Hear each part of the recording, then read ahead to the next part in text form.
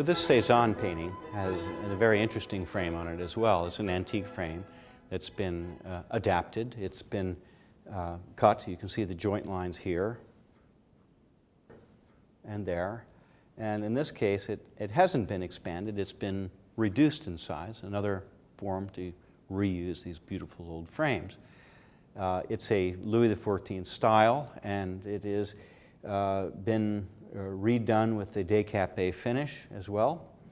And what's interesting about it is that the liner is a bit wider than the liners that we saw on the Monets, and it has a gilded edge along the side edge. So you end up sort of breaking up the light and having different degrees of reflection.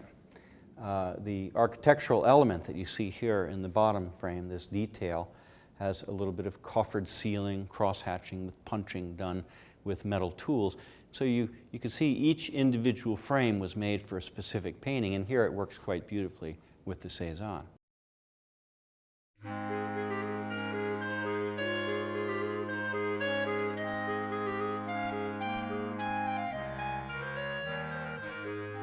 On the Van Gogh over here, for example, another antique frame, and this one has been expanded. You can see down here where it's been pushed out. And what's interesting about this frame is that it doesn't have the whitewash that the other paintings have.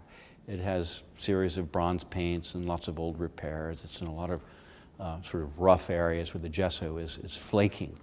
What's interesting about the liner in that it continues with all of the other liners here, but it's a little bit wider, and it has absorbed some dirt over the years and has a tendency to look kind of tired. So the linen will act like a wick to the atmosphere. It creates a bit of a problem after 30 or 40 years.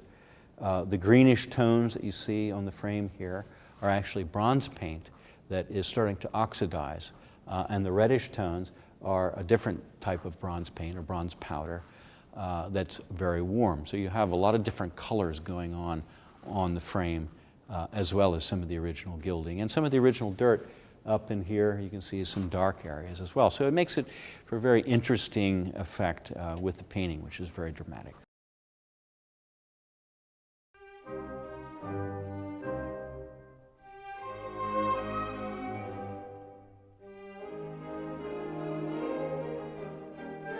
The third one, the Redon, is a Régence frame that has been scrubbed. It has a finish on it, as we mentioned before, the décapé finish, and a very thin linen liner. And you can see where the liner actually is slightly different sizes as it goes around. So they were trying to adapt the liner for the painting so that it would fit the frame. This frame is particularly interesting because the way the gesso and the wood have been carved and the gesso has been recut in here with these little parallel lines going in a circular motion imitate what's going on in the canvas, where you have these little crosshatch painting techniques that really blends beautifully.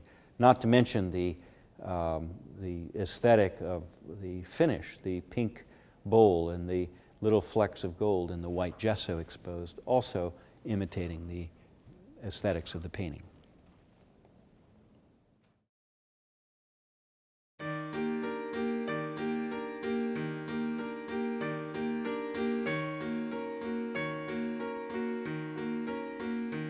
So this Picasso portrait head of a woman, is interesting to me for a number of reasons.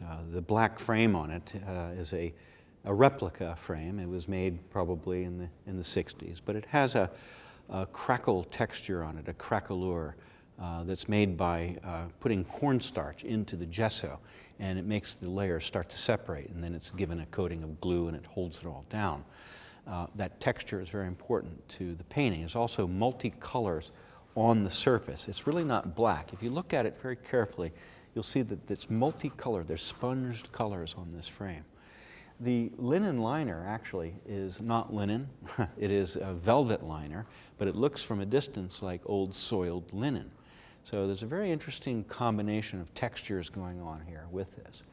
Another principle that's interesting to note on portrait heads is that if the frame is at the same width as the head, then everything seems to be in balance. If the frame is smaller than the head, it makes the head look too large. If the frame is larger than the head, it makes the head look too small. So there's a wonderful proportion to this that seems to work very well, because you can see pretty much the width of the linen or the velvet liner and the frame is about the width of the face. So there's this principle of proportion and optical illusions, perception on our part, that everything seems to work beautifully with this particular portrait frame.